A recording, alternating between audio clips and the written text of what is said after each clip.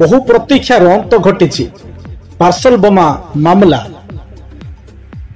पुंजीलाल को आजीवन कारादंड राय शुणाइले कोर्ट।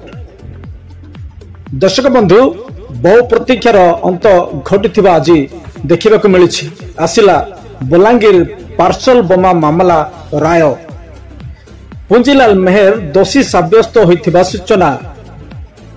पुंजीलाल मेहर को आजीवन कारादंड सहित 50,000 टंका जरिमाना होइछि राय शुणाइले पाटनागढ़ एडीजे कोर्ट। बहुत दिन यही हाई प्रोफाइल केस रो अंत घटी पुंजीलाल मेहर को आजीवन कारादंड सहित 50,000 टंका जरिमाना होइछि। 50,000 टंका